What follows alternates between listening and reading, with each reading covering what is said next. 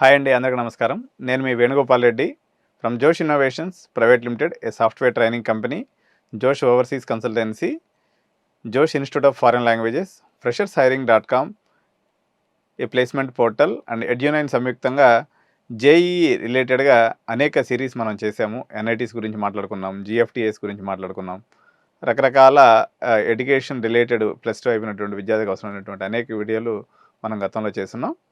అయితే ఈరోజు JEE mains result అనేది రావడం జరుగుతుంది ఫస్ట్ సెషన్కి సంబంధించి.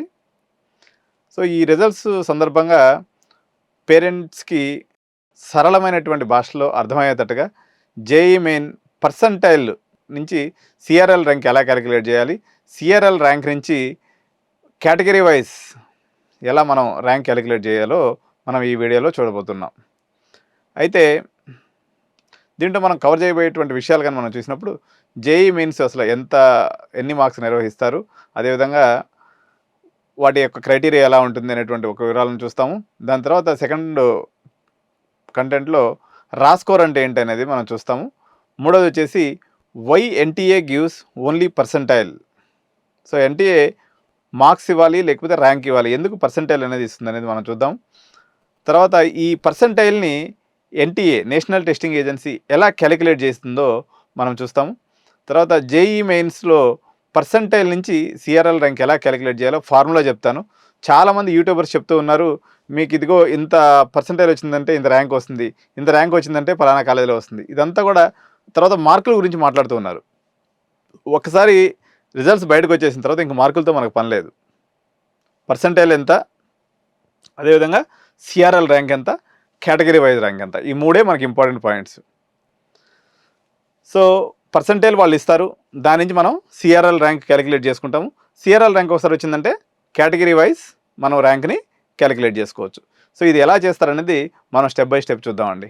సో జేఈఈ మెయిన్స్ అనే exam IITs, NITs, IIITs, GFTIs అయినటువంటి 119 ఇన్స్టిట్యూషన్స్లో 58,000 సీట్లకు గాను కౌన్సిలింగ్ అనేది జరుగుతుంది.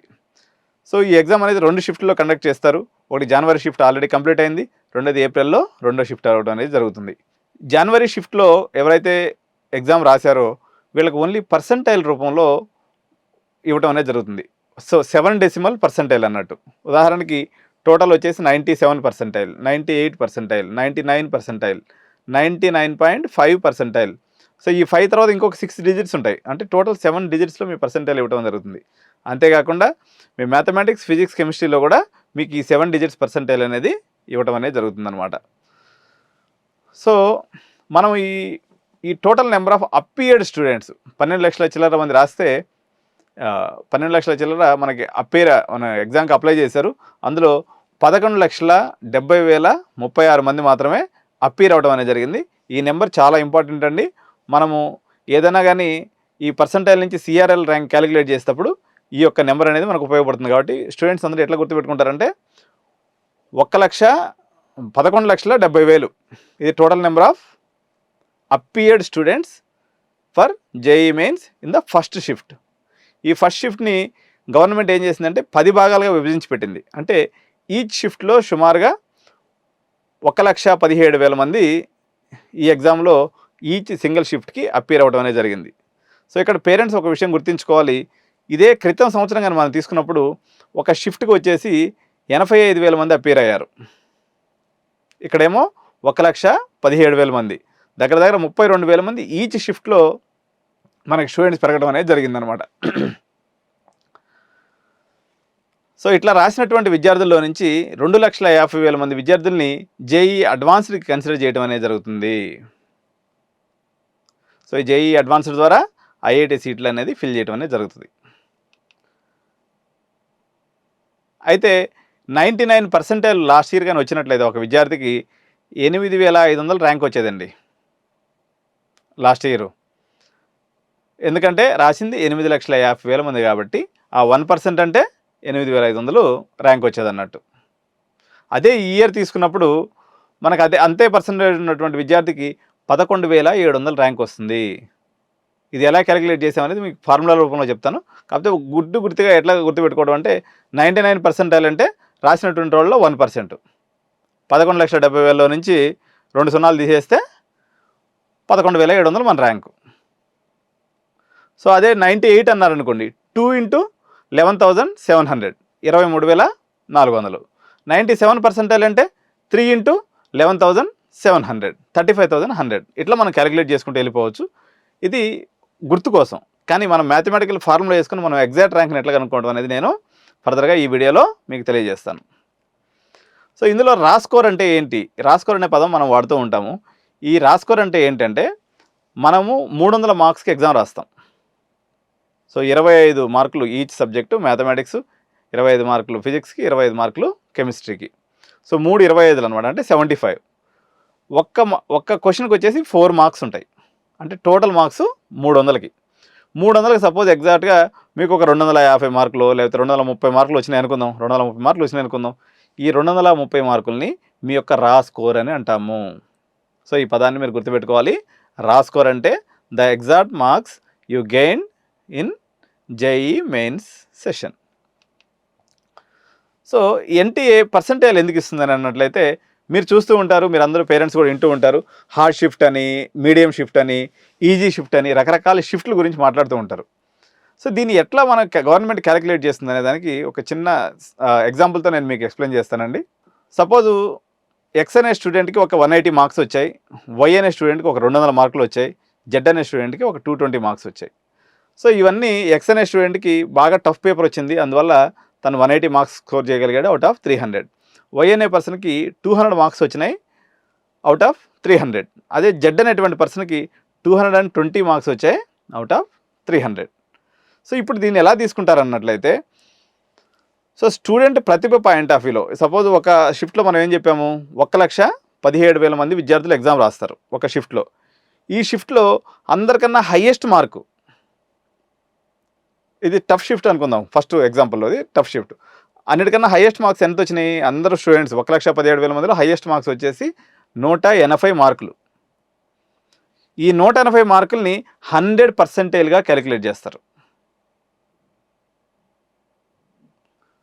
సో ఇందులో రాము అనేటువంటి లేకపోతే ఎక్స్ అనేటువంటి ఒక స్టూడెంట్కి వచ్చినటువంటి 180 మార్కులకి ఆయన 100% అన్నట్టు.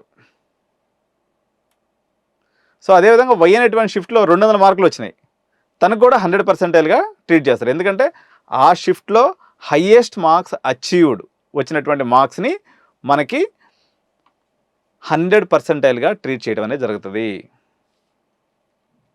సో దీని అర్థం జేఈ మెయిన్స్లో టఫ్ పేపర్ వచ్చినా, ఈజీ పేపర్ వచ్చినా, మీడియం పేపర్ వచ్చినా స్టూడెంట్కి ఎటువంటి నష్టం జరగదనమాట. ఎందుకంటే ఆ వచ్చినటువంటి షిఫ్ట్లో హయ్యెస్ట్ మార్క్స్ ఎవరు ఉంటారో దాన్నే 100గా ట్రీట్ చేస్తాం కాబట్టి. అటువంటిప్పుడు పిల్లవాడికి ఎటువంటి నష్టం జరగదు కదా. ఇప్పుడు ఎక్స్కి 180 మార్కులు వచ్చినాయి, జెడ్కి 220 మార్కులు వచ్చినాయి, అయినా సరే వీళ్ళిద్దరు కూడా 100%గానే తీసుకోవడం అనేది జరుగుతుంది. సో దీనివల్ల ఈజీ షిఫ్ట్, అది మీడియం షిఫ్ట్, టఫ్ షిఫ్ట్ వల్ల మనకు వచ్చేటువంటి ఇబ్బంది ఏమీ కూడా లేదు. సో అసలు ఎన్టీఏ ఈ పర్సంటైల్ని ఎలా క్యాలిక్యులేట్ చేస్తుందో నేను సింపుల్ ఫార్ములాలో నేను మీకు చెప్తాను. సో ఆ ఫార్ములా ఏంటి అంటే PS percentile score equal to number of students who scored raw score Y or less than Y marks in that shift. Suppose ఇందాక ఎగ్జాంపుల్లో మనకు వైకి 200 మార్కులు వచ్చినాయి. వాళ్ళు ఎక్సెల్ షీట్లో వేసుకొని ఎలా చూస్తారంటే 200 స్కోరు దానికన్నా దిగువన ఎంతమంది ఉన్నారు, అట్లయితే ఎంతమంది అయితే ఉన్నారో వాళ్ళందరికీ కూడా నెంబర్గా తీసుకుంటారు. అంటే ఇప్పుడు ఒక ఆయనకి 99 మార్క్స్ వచ్చినాయి అనుకుందాం, సరే అండి, ఒక ఆయనకి వచ్చేసి 200 మార్క్స్ వచ్చినట్లయితే ఆ 200 మార్క్స్ దానికి దిగువన ఉన్నటువంటి మార్క్స్ ఉన్నటువంటి వాళ్ళందరినీ తీసుకుంటారు. సో ఇందాక కేసులో 1,17,000 మంది కదా, 1,17,000 మంది 200% కన్నా కిందే ఉన్నారు. అటువంటిప్పుడు అతని యొక్క స్కోర్ ఎంత అవుతుంది, 1,17,000 క్యాన్సిల్ అయిపోయి 100% అవుతుంది. అర్థమైంది కదండి. సో అట్లా కాకుండా ఆయనకన్నా ఎంతమంది దిగువ ఉన్నట్లయితే అంత పర్సంటైల్ స్కోర్ అనేది తనకు వస్తుంది. సపోజ్ 11,700 మంది దిగువన ఉంటారనుకోండి, వాళ్ళకి 99% వస్తుంది. సో మీరు ఆ రకంగా ఎన్టీఏ క్యాలిక్యులేట్ చేసింది. ఈ యొక్క ఫార్ములా ఏదైతే ఉందో స్టూడెంట్స్ పాయింట్ ఆఫ్ వ్యూలో అవసరం లేదు. సో ఈ రకంగా పర్సంటైల్ క్యాలిక్యులేషన్ అనేది జరుగుతుందన్నమాట. So the number of students who scored a raw score Y or less than Y marks in that shift into 100 divided by 1,17,000 are the students who appeared in that shift. So ఇది medium షిఫ్ట్లో 1,17,000 మంది appear అయి ఉన్నారు కాబట్టి ఆ షిఫ్ట్లో ఇంత వాళ్ళకి పర్సంటైల్ రావడం అనేది జరుగుతుంది. సో పర్సంటైల్ వచ్చిన తర్వాత మనం ఏం చేయాలి? ఆల్రెడీ పర్సంటైల్ వాళ్ళు ఇచ్చేశారు కాబట్టి ఎలా క్యాలిక్యులేట్ చేసిందని మాత్రం తెలుసుకున్నాం. అందువల్ల పాయింట్ నెంబర్ 5 అనేది చాలా ఇంపార్టెంట్ అండి. అందరూ పేరెంట్స్ దీంతోనే అవసరం ఉంటుంది. సో దీన్ని సిఆర్ఎల్ ర్యాంక్ అనేది మనకు కావాలి. ఎందుకంటే మనం కానీ మన ఎన్టీఏ వెబ్సైట్లోకి వెళ్ళి చూసినప్పుడు ఈ కాలేజీలో 3,000 ర్యాంక్ కట్ అయిపోయింది, ఈ కాలేజీలో 5,000 ర్యాంక్ కట్ అయిపోయింది, ఈ కాలేజీలో 10,000 ర్యాంక్ కట్ అయిపోయింది, అట్లా ర్యాంకుల వారీగా ఉంటాయి జనరల్ వాళ్ళకైతే. అదేవిధంగా కేటగిరీ వాళ్ళకైతే కేటగిరీ ర్యాంక్స్ బేస్ మీద వాళ్ళకి సీట్ అలాట్ చేయడం అనేది జరుగుతుంది. ఫస్ట్ మనం జనరల్ కేటగిరీలో ఉన్నటువంటి వాళ్ళకి అసలు ఈ సిఆర్ఎల్ ర్యాంక్ ఎలా క్యాలిక్యులేట్ చేస్తారో మనం చూద్దాం. 100 మైనస్ పిఎస్. పిఎస్ అంటే ఇక్కడ percentile score into total appeared in that shift. అట్లా చూసుకుంటే మీకు పర్సంటైల్ స్కోర్ అనేది వచ్చేస్తుంది.